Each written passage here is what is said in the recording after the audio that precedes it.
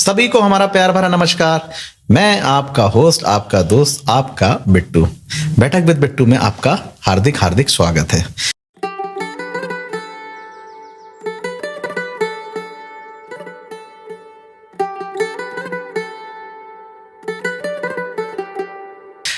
बैठक विद बिट्टू में आज हम पहली राजनीतिक शख्सियत से आपकी मुलाकात कराने वाले हैं और उस शख्सियत का पॉडकास्ट में बुलाने के पहले, अपने स्टूडियो में बुलाने के पहले हमारे मन मस्तिष्क में बहुत शंका थी कि हम किसका चयन करें, किन्हें बुलाएं।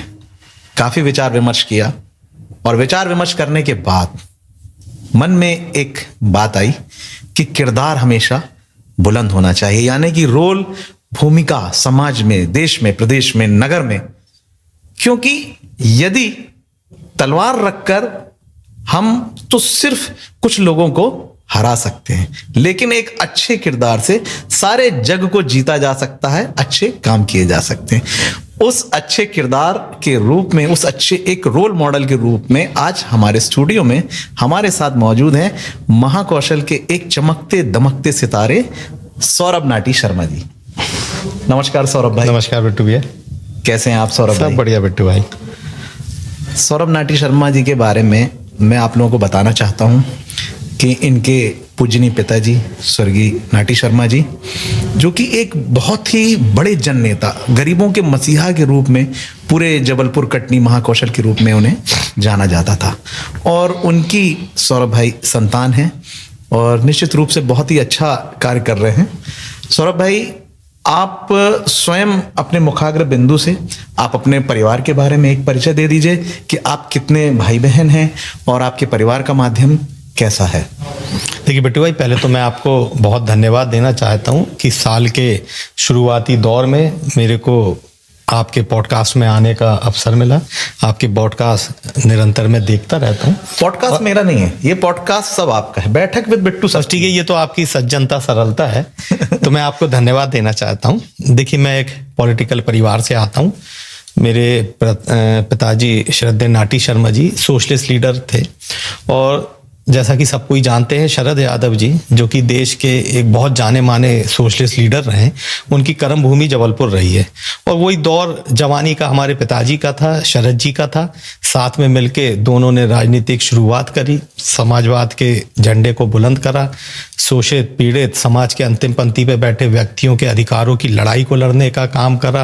और सने सने शरद जी का राजनीतिक जीवन सबने देखा है। राष्ट्रीय स्तर पर शरद जी पहुंचे, यहाँ पर प्रदेश स्तर पर मेरे फादर और भी सारे लोग थे वहां पर।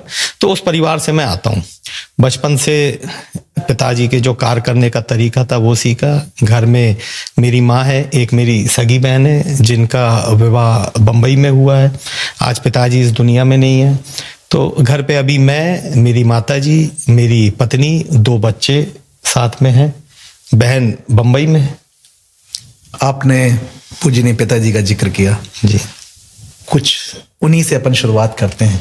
कैसा था उनका दौर और कैसी थी उनकी पॉलिटिक्स, कुछ आप अगर शेयर करना चाहें, क्योंकि उनका नाम आपको आज मैं बताना चाहता हूं, दर्शकों आप लोगों को ही बताना चाहता हूं। जब मैं छोटा था तो सौरभ भाई, मेरा भी जो बचपन बीता है वो जबलपुर की गलियों में बीता है। मेरे जो दादा दादी, पूजनीय पिताजी का जो साइड था वो जबलपुर में ही ज्यादा लोग रहते थे। तो जब हम यहाँ पर छुट्टियों में आते थे सौरभ भाई, तो जनता दल का चुनाव चिन्ह चक्र जी और नाटी शर्मा जी जी। तो मैं उस समय से उनको, और हमेशा उनकी टैगलाइन रहती थी, गरीबों का मसीहा, श्रमिक नेता, दलित नेता। तो मतलब मुझे ऐसा लगता था बचपन से कि एक दबे कुचले वर्ग के लोगों के बीच में उनका काम करने का, मुझे ऐसा लगता है कि कुछ ऐसा रहा होगा। मेरे बताने का आशय है कि हम बचपन से हमारे कानों में नाटी शर्मा कानों में ये नाम गूंजा है। तो थोड़ा सा अपन शुरुआत करते हैं पूजनीय बाबूजी से कि उनकी अगर बातें स्मरण अगर आप करना चाहें और दर्शकों को बताना चाहें। देखिए, ये बात तो बिल्कुल स्वाभाविक है। कोई भी दौर हो, राजनीति की सबसे ज्यादा आवश्यकता अगर किसी वर्ग को होती है तो शोषित वर्ग को होती है।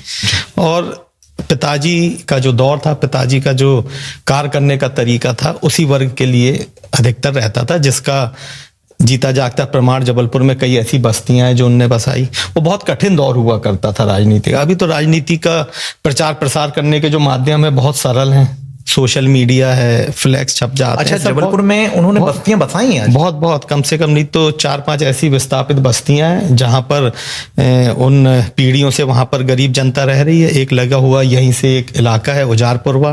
पिताजी के देहांत के बाद वहां के जो वासिंदे थे उनने खुद अपने पैसे से चंदा करके, और वह बस्ती में आपको बता रहा हूँ, वहां पर सब छोटा कार करने वाली वहां पर जनता रहती है जो रोज कमाती है, रोज खाती है, और जब रोज घर से निकलते हैं अपने रोजी रोजगार व्यवसाय के लिए, तब उनके घर पे चूल्हा जलता है।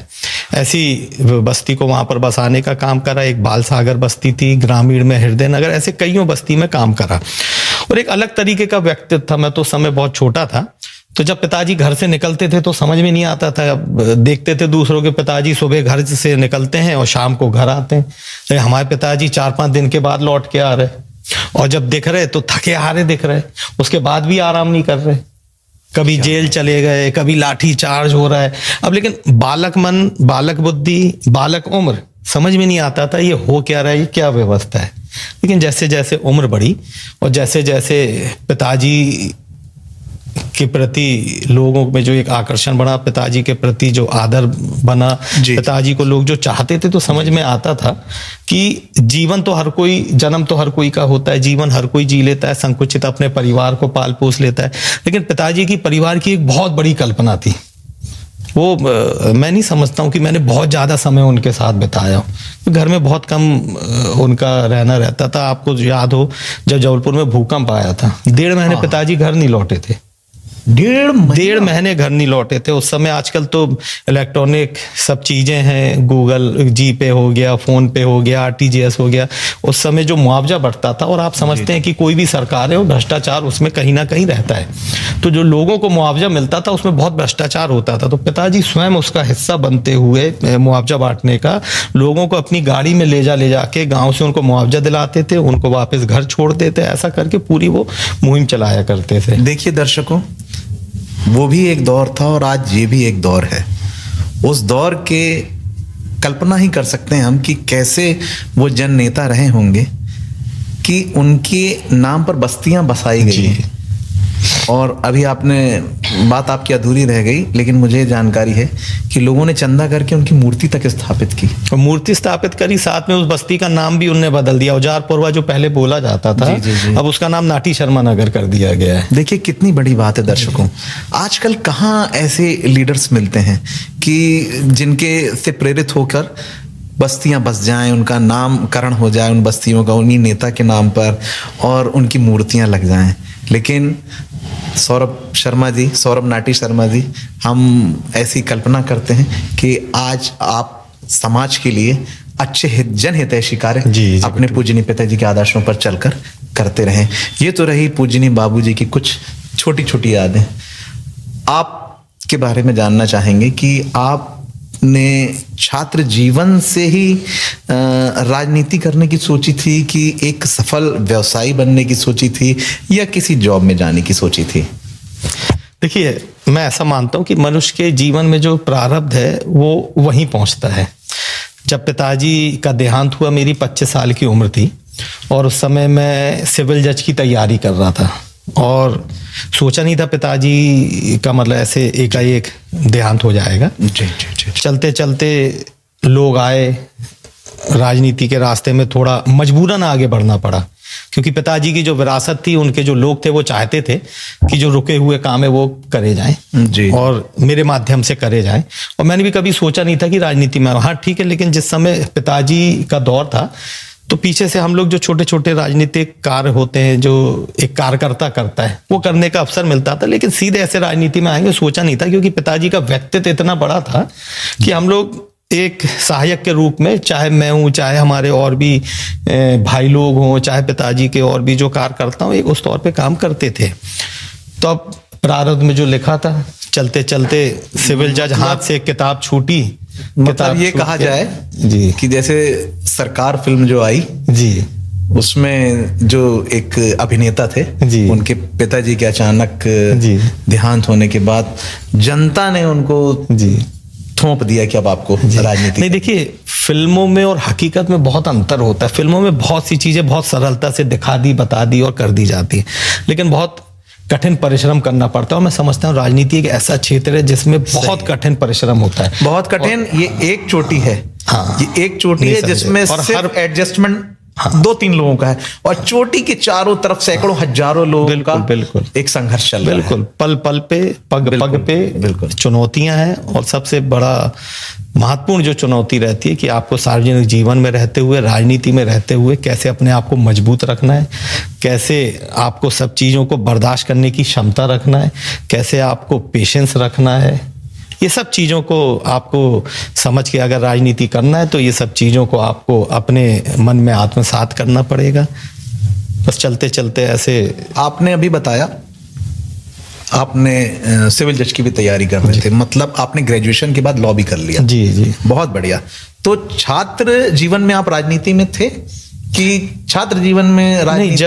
नहीं, मैं आपको बता रहा हूँ, जो पिताजी का दौर था उस समय ऐसा सीधे राजनीति करने का अवसर भी नहीं मिलता था और उतना ज़्यादा मतलब प्रयास भी नहीं करे।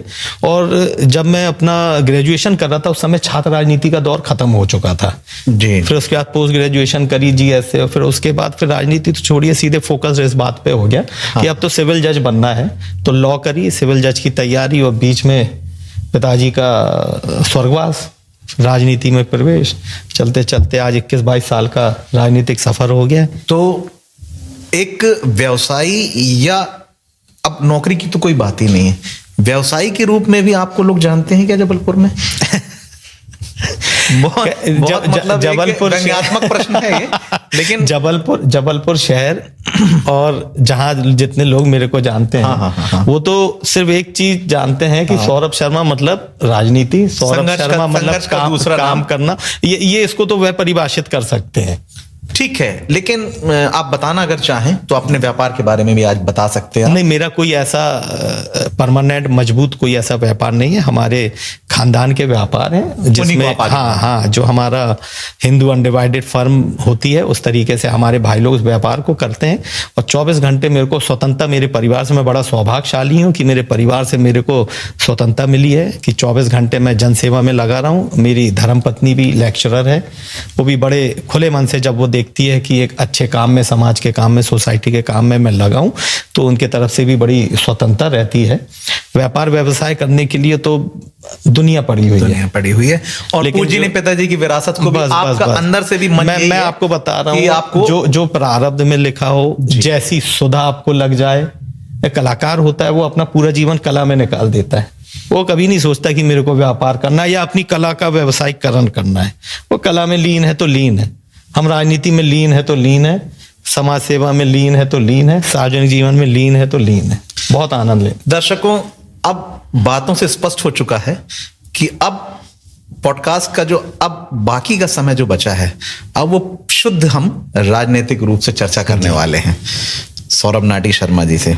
सौरभ भाई, राजनीति में पहला कदम आपने कहां पे रखा? कहां से आपकी विधिवत राजनीतिक का जो आपका सफर है, विधिवत राजनीतिक सफर कहां से शुरू हुआ? देखिए, ये बात है 2004 के जो लोकल बॉडी इलेक्शन हो रहे थे नवंबर में, नगरीय निकाय के चुनाव। जी। उस समय चूंकि जनता दल एक थर्ड पार्टी थी जबलपुर में, पिताजी, जबलपुर क्या मतलब मध्य प्रदेश में, जहाँ कहीं भी कांग्रेस भाजपा और बहुत सीमित जगह पर थी जनता दल। तो पिताजी के जो भी लोग थे उस समय इलेक्शन, अगस्त में पिताजी का देहांत हुआ, नवंबर में इलेक्शन थे। तो जैसा सब पार्टियों में होता है, टिकट बांटना, टिकट, वो सब ने उम्मीद करी कि मैं आगे निकल के आऊं।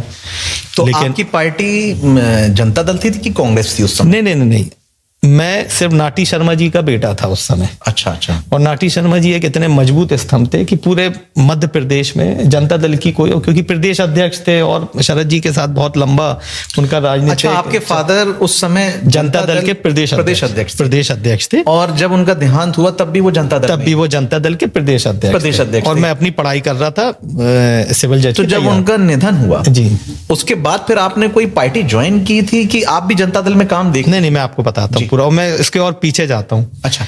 जब मैं 12th में था, संजय यादव जी यूथ कांग्रेस के अध्यक्ष थे। अच्छा अच्छा। तो कांग्रेस के प्रति मेरा आकर्षण बचपन से था जी। तो मैं संजय भाई के पास गया, मैंने उनसे बोला संजय भैया मेरे को यूथ कांग्रेस ज्वाइन करना है। अच्छा, संजय भाई और मेरे पिताजी के भी बहुत अच्छे संबंध थे, तो उन्होंने मेरे को नियुक्ति दी और मेरे को युवक कांग्रेस में उस समय सचिव बनाया। देखिए अब मैं इंटरप्ट कर रहा हूँ। ये देखिए, ये होती है एक राजनीतिक, जिसको कहते हैं ना पालने, क्या है वो कहावत की, पालने में ही पूत के पैर नजर आ जाते हैं। सही कह रहा हूँ? नहीं, मैं और अपनी एक बदमाशी भी बताता हूँ। राजनीति का शौक, मुझे बात पूरी कर लेने दीजिए। हाँ, आप तीर मारते जाइए। मैं कहाँ तीर मारा, मैं तो शुरू कर रहा हूँ। तो ये देखिए कि दर्शकों, पूजनीय पिताजी जनता दल के प्रदेश अध्यक्ष, और इनका कांग्रेस के प्रति मोह प्रेम, वो तो खैर आज दिखता ही है आपकी वर्किंग से। उस समय उनके रहते हुए इन्होंने यूथ कांग्रेस की सदस्यता भी ले ली और सचिव पद भी ले लिया। क्या बात है सौरभ भाई, बड़ा इंटरेस्टिंग लगने वाला सब। बड़ा इंटरेस्टिंग, आपको आगे का सुनाता। अच्छा, और उस समय मेरी उम्र भी नहीं थी यूथ कांग्रेस की। अरे बाप। लेकिन संजय भाई के साथ में बड़ा, मेरा बचपन से, मैं जब संजय यादव जी की संजय यादव जी के बारे में बता रहे हैं। हाँ। संजय यादव जी पूर्व विधायक रह चुके हैं, यूथ कांग्रेस के राष्ट्रीय स्तर पे भी पदाधिकारी रह चुके हैं, प्रदेश स्तर पे भी, जिला स्तर पे भी, और वर्तमान में संजय यादव जी जबलपुर जिला कांग्रेस कमेटी ग्रामीण के अध्यक्ष हैं और लोकप्रिय पूर्व विधायक हैं। उन आदरणीय संजय यादव जी की सौरभ भाई बात कर रहे हैं। और आगे आपको बताता हूँ जी। तो जब मेरे को सचिव बनाया गया, संजय भाई उस समय एक परिपत्र जारी करते थे। उस समय रेलवे जोन का मुद्दा बहुत बड़ा था। तो संजय भाई परिपत्र जारी करते थे कि फलानी तारीख को फलाने बजे पुतला दहन, फलानी तारीख को। उस समय मोबाइल हुआ नहीं करते थे, और वो उस परिपत्र को पोस्ट किया करते थे। तो हमारे घर के बाहर लेटर बॉक्स रखा रहता रहा। तो एक बार इत्तेफाकन मैंने देखा तो मेरे नाम से वो परिपत्र, मैंने खोला तो उसमें पूरा सौरभ शर्मा नगर सचिव, और पूरा उसमें परिपत्र की लेखनी, नीचे संजय यादव। अच्छा, छोटे थे, ना अलमारी होती थी, ना कोई व्यवस्था रहती थी कि अपने कागज किताब रखो, तो वो उसको पैंट में रख के मैं घूमता रहा। मैंने सोचा एक बार आ गया ठीक, पिताजी का डर था, पिताजी इतने बड़े लीडर और मेरे पे दबाव था कि तुमको सिर्फ पढ़ाई करना है। 2 दिन बाद फिर परिपत्र आ गया, साइकिल उठाई, मैं गया संजय भाई के पास। मैंने कहा संजय भैया मैं रोज आपके कार्यालय आऊंगा, आप मेरे को रोज कार्यक्रम बता दीजिए करिए, लेकिन आप परिपत्र मत भेजा करिए। वो परिपत्र मेरे पास आज भी रखा हुआ। क्या बात है। और देखिए समय का चक्र, हाँ, कि आज वही संजय यादव जी जबलपुर ग्रामीण कांग्रेस के अध्यक्ष हैं, और सौरभ नाटी शर्मा जी जबलपुर महानगर कांग्रेस के अध्यक्ष। आपको एक बात और बताता हूं, उस समय सर्वदलीय आंदोलन हुआ था जिसमें सब पार्टियों ने रेलवे जोन की मांग करी थी। हाँ, तो पिताजी का जत्था अलग चल रहा था जनता दल का, और मैं संजय यादव जी के पीछे छुप छुप के यूथ कांग्रेस के जत्थे में चल रहा था। क्या बात है, क्या बात है। तरह तरह के राज निकलते जा रहे हैं आज सौरभ भाई आपके। और कमाल की आपने बात बताई, मतलब आपका पहला राजनीतिक जो सफर शुरू जी यूथ कांग्रेस सचिव। हाँ, उसके बाद फिर उतनी सक्रिय राजनीति हो नहीं पाई। पिताजी राजनीति, अब क्या, उसके बाद फिर एक दबाव था पढ़ाई का, पढ़ाई में मन भी लगने लगा था। अच्छा, आप बता रहे थे कि जहां से अपनी चर्चा शुरू हुई कि नगरीय निकाय के इलेक्शन आ गए थे। जी। फिर आपने क्या किया? तो फिर नवंबर में इलेक्शन थे, तो मैंने आदरणीय शरद जी से बात करी कि मैंने कहा अब कोई ना कोई को तो संभालना पड़ेगा जो भी। उस समय लेकिन आप कांग्रेस में थे? नहीं, कांग्रेस में नहीं था, मैं आपको 12th का बता रहा हूँ। हाँ, 12th का बता। हाँ, फिर उसके बाद संजय यादव जी भी अपने अलग अलग पदों पे चले गए, मैं पढ़ाई में लग गया। मतलब अच्छा, पॉलिटिकल, हाँ, वो बीच का समय, वो एक बीच का जो टूट गया। हाँ, वो जो बीच का समय बताया आपने। हाँ, वो जो बीच, हाँ, मतलब जब तक तो फिर मेरे को कांग्रेसी ही माना जाए, लेकिन सक्रिय राजनीति में उस समय का शरद यादव जी उस समय जनता दल के राष्ट्रीय अध्यक्ष थे, जबलपुर के पूर्व सांसद थे। चूंकि इनके पिताजी के कारण जनता दल अध्यक्ष पद रिक्त हो गया था, तब सौरभ भाई ने चर्चा शरद यादव जी से की। जी, तो जो भी यहाँ की परिस्थितियां थी, इतनी राजनीतिक परिपक्वता नहीं थी, मैच्योरिटी नहीं थी, समझ में नहीं आता था क्या टिकट होता है, कैसे क्या होता है। तो शरद जी से मैंने बात करी कि यहाँ के लोग, चूंकि इलेक्शन है तो जनता दल को भी इलेक्शन लड़ना चाहिए, ऐसा ये लोग चाह रहे हैं, तो इसमें कैसा क्या किया जा सकता है। तो उनको लगा कि मैं अपने बारे में बात कर रहा हूँ, तो बोले तुम्हारा कोई इंटरेस्ट है क्या? मैंने कहा नहीं, मेरा कोई इंटरेस्ट नहीं, लेकिन चूंकि ये इतनी बड़ी जो कार्यकर्ताओं की फौज है, ये मेरे से उम्मीद कर रही हैं कि मैं माध्यम बनूं और चीजें जो हैं वो आगे किसको कहाँ फिर आपने जनता दल के लिए बात की। हाँ, फिर मैंने शरद जी से बात करी तो शरद जी ने वहां से प्रभारी भेजे। तो यहाँ पर जो भी लोग चुनाव लड़ना चाहते थे, जो पिताजी का ऑफिस है, जो आज मेरा ऑफिस है, वहीं पर सब बैठकें हुई। वो पहला चुनाव पिताजी के जाने के बाद जनता दल के जो प्रत्याशी थे उनने लड़ा। जी जी जी जी जी। फिर शरद जी को लगा कि पिताजी के बाद मेरे को जनता दल संभालनी चाहिए, तो उनने एकाएक मेरे को प्रदेश महामंत्री की नियुक्ति भेज दी। जी। और उस समय मेरी उम्र 27 वर्ष थी करीब। ये भी नहीं समझ, क्योंकि ये बहुत लंबा दौर बीच का छूट गया था राजनीति से, तो समझ में नहीं आ रहा था महामंत्री बन गया हूँ, क्या करना है, कैसा करना है, चीजें समझ में नहीं आती थी, क्योंकि पिताजी के साथ साथ नहीं चलता था, पिताजी के पीछे चलता था। जी जी जी। गए, फिर 2-3 महीने जनता दल में रहे। उसके बाद चूंकि कांग्रेस से मोहब्बत तो पहले से थी, विचारधारा वही थी। उस समय केंद्रीय कार्मिक मंत्री माननीय सुरेश पचौरी जी थे, माननीय हरवंश सिंह जी थे, जो कि मेरे पिताजी के मित्र थे। तो मैंने उनसे आग्रह करा हरवंश सिंह जी से कि चाचा मेरे को। अच्छा, उस नगरीय निकाय में आपको सफलता मिली जिसमें आपने जनता दल का सपोर्ट किया? जी जी। नवंबर में जो इलेक्शन था पूजी आपके पिताजी? नहीं, उसमें जनता दल के 21 या 22 कैंडिडेट बस लड़े थे, और 3 कैंडिडेट जो थे वो सेकंड पोजीशन पे आए थे। आपने मतलब 21-22 लोगों को लड़ाया? हाँ। और फिर नहीं, मैंने नहीं लड़ाया, जनता दल ने लड़ाया। जनता दल ने क्योंकि उस समय तक मैं जनता दल में कोई पोस्ट होल्डर भी नहीं था। मैं तो स्वर्गीय नाटी शर्मा जी का बेटा था। जी जी। और कार्यकर्ताओं ने उम्मीद करी कि मैं उनकी भावनाओं को वहां तक पहुंचाऊं। उसके बाद फिर कांग्रेस की ज्वाइनिंग कैसे हुई आपकी? जैसा मैं आपको बता रहा हूं, फिर हरवंश सिंह जी, चूंकि उनका जबलपुर से बहुत पुराना लगाव है, माननीय सुरेश पचौरी जी भी जबलपुर में आते थे। हरवंश सिंह जी का मेरे पिताजी के साथ बहुत छात्र राजनीति के समय से उनका जुड़ाव था। वो जब मैं उनको जाके मिला, कोई पहले से परिचय नहीं था, तो उन्होंने बोला रुको बेटा मैं रास्ता बनाता हूँ। माननीय दिग्विजय सिंह जी से जाके मिला, वो भी मेरे पिताजी को जानते थे, क्योंकि सोशलिस्ट विचारधारा, कांग्रेस विचारधारा एक ही है। कांग्रेस में अगर आज राहुल जी भी अगर बात कर रहे हैं तो समाजवाद की बात कर रहे हैं, सामाजिक न्याय की बात कर रहे हैं, समानता की बात कर रहे हैं, और ये तीनों जो भाव हैं ये सोशलिज्म, अपने सोशलिस्ट राजनीति में और समाजवादियों के बीच में पाया जाता है। तो सब हमारे वरिष्ठ नेताओं ने रास्ता बनाया। नारायण स्वामी जी उस समय स्टेट के प्रभारी थे जी। भोपाल गया।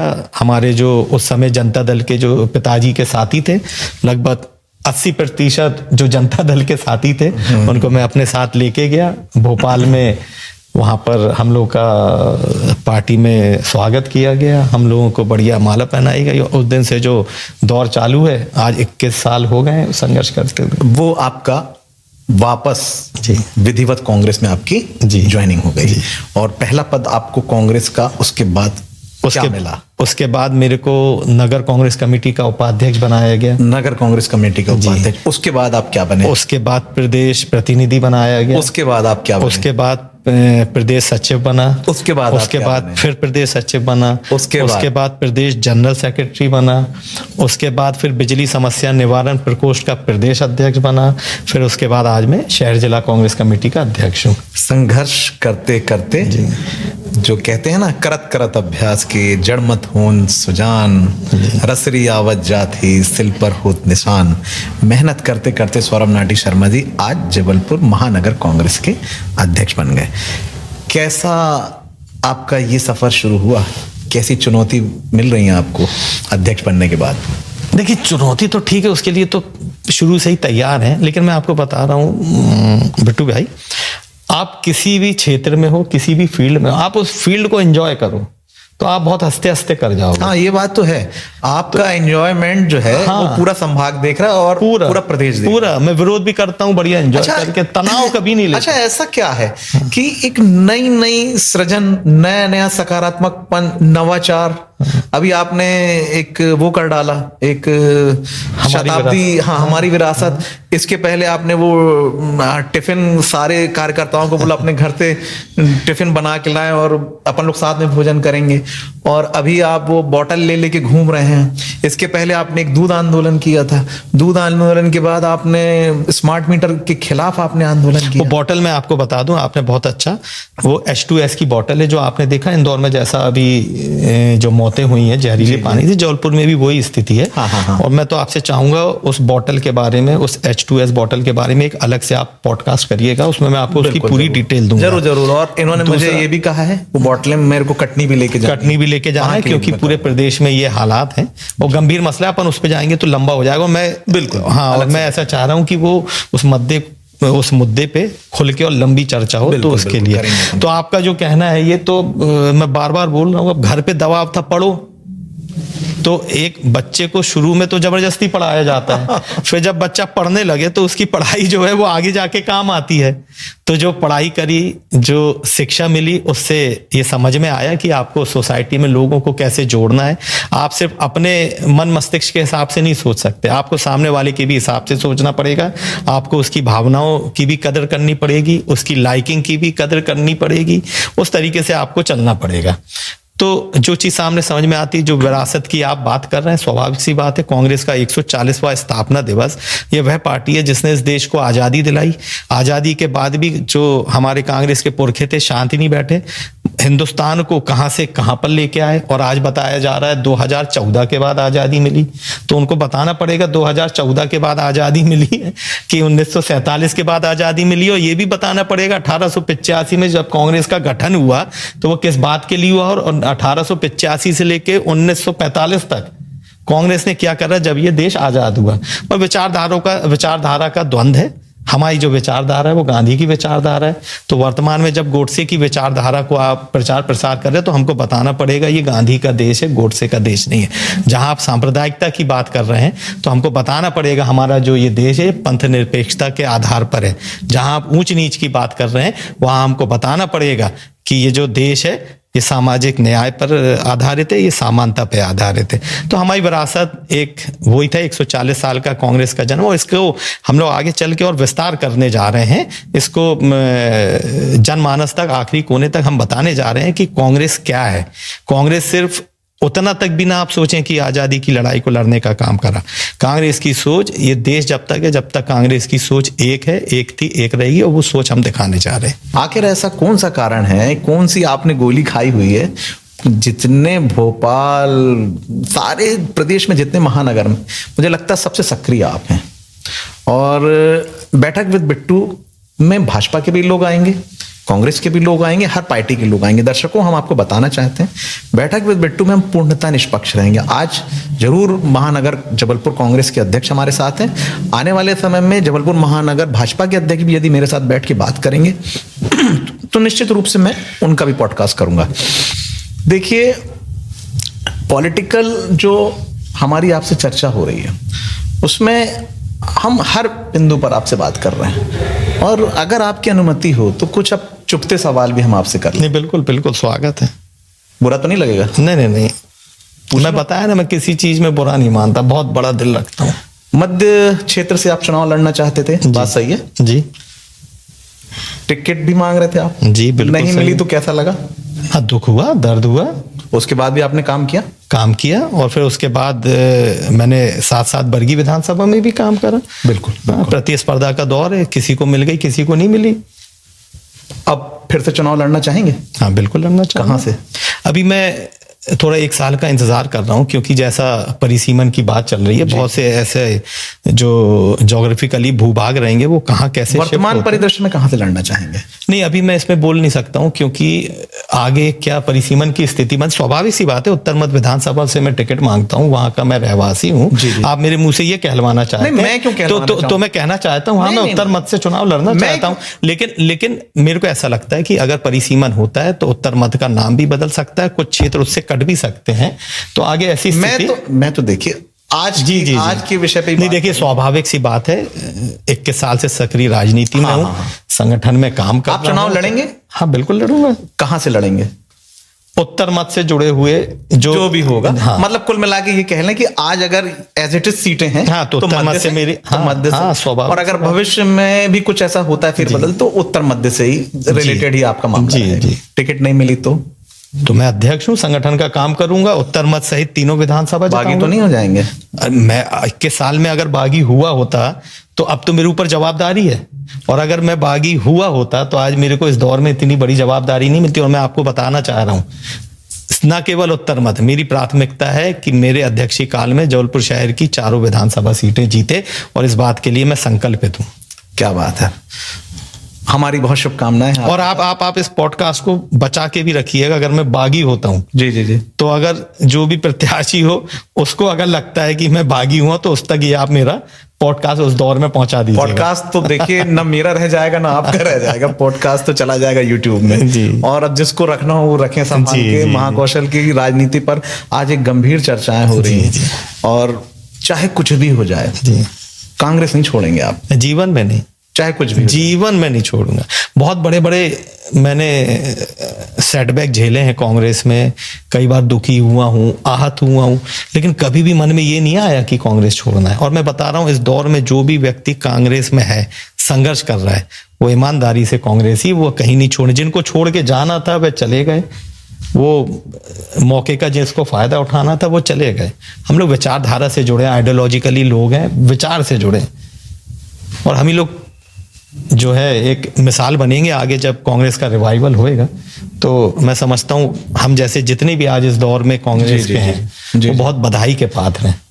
पक्का पार्टी नहीं छोड़ना है, चाहे कुछ भी हो जाए, चाहे कुछ भी हो, विचारधारा से समझौता नहीं कर। हाँ ये बात तो है। और अभी गत दिनों ये देखने में भी आया, आप स्थानीय कोई विधायक जी का आपने घर घेरा, हाँ, कोई आंदोलन था, कोई हमारी विपरीत विचारधारा है, देश की विरोधी विचारधारा है, उनको तो परास्त करना ही पड़ेगा। नहीं, कोई आंदोलन भी किया आपने अभी?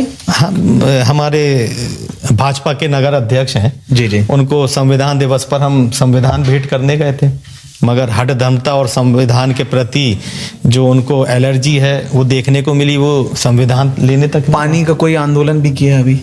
देखिए, पानी का जैसा आपने देखा इंदौर में जो त्रासदी हुई है, ऐसे ही हालात जबलपुर में।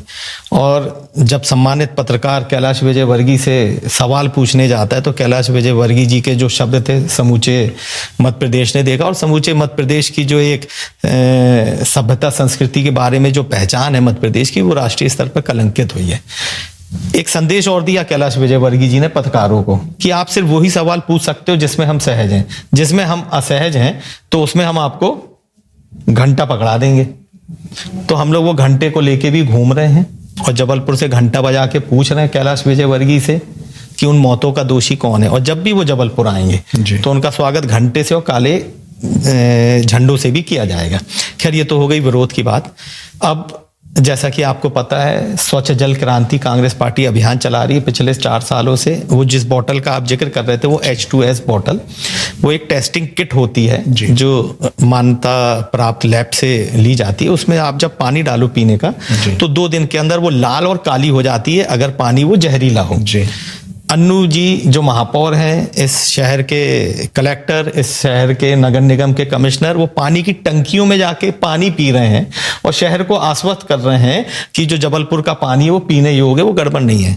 और हम कह रहे हैं जब टंकी से 2 किलोमीटर दूर नाले से होती हुई पानी की पाइपलाइन जाती है, और वो सड़ी गली पाइपलाइन जो 20 साल से नहीं बदली है, उसमें जब नाले का पानी मिलता है तब जाके वो जहरीला बनता है। और ई कोली और कोलीफॉर्म नाम के 2 खतरनाक बैक्टीरिया, जिनकी जानकारी हम आम जनता को भी दे रहे हैं, प्रशासन को भी दे रहे हैं, और प्रमाणित तौर पर केमिकल टेस्ट करा के दे रहे हैं कि फलाने घर में ये पानी में बैक्टीरिया पाया गया, ये घर में फलाने में ये बैक्टीरिया की मात्रा पाई गई।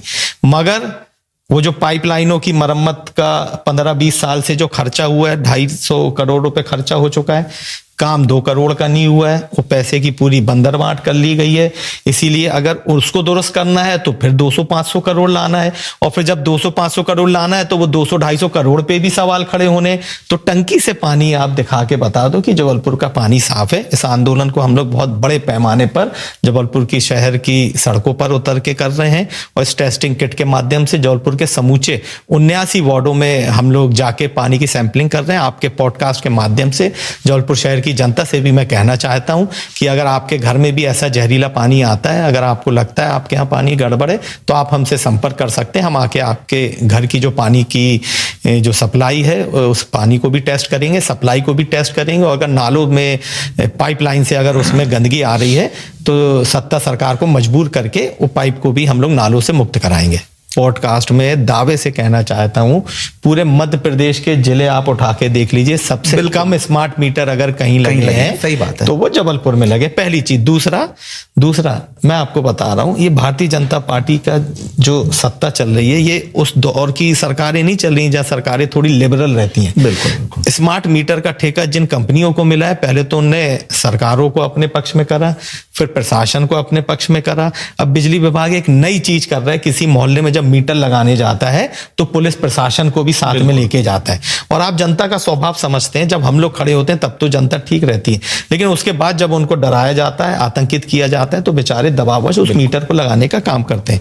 मैं आपको दावे के साथ कहता हूं, जबलपुर में स्मार्ट मीटर लगाने की गति सबसे कम है। कुछ 1-2 कागजों का हमको और इंतजार है, जिस दिन वो पूर्ति हो गई, जबलपुर में स्मार्ट मीटर लगना पूर्णतः बंद हो जाएंगे और माननीय न्यायालय में भी जाने की हम लोग इसमें तैयारी। मैं सहमत हूं। दर्शकों, ये बात बिल्कुल सही है कि नो डाउट पूरे मध्य प्रदेश और महाकौशल में, जबलपुर में आपने जिस स्तर की मुहिम उठाई हुई है, स्मार्ट मीटर को लेकर तो कोई वो नहीं है, पर्याप्त आपने जितना विरोध बना किया, लेकिन हम अपने इस पॉडकास्ट के माध्यम से और जनता की आवाज बनकर आपसे कह रहे हैं कि इस मुद्दे पर आपको शिथिल नहीं होना है, इस मुद्दे को आप जारी रखिएगा। जी। और चाहे किसी भी स्थिति परिस्थिति में इससे जनता को जो मार पड़ने वाली, उससे आप जरूर जी बिल्कुल बचाइएगा।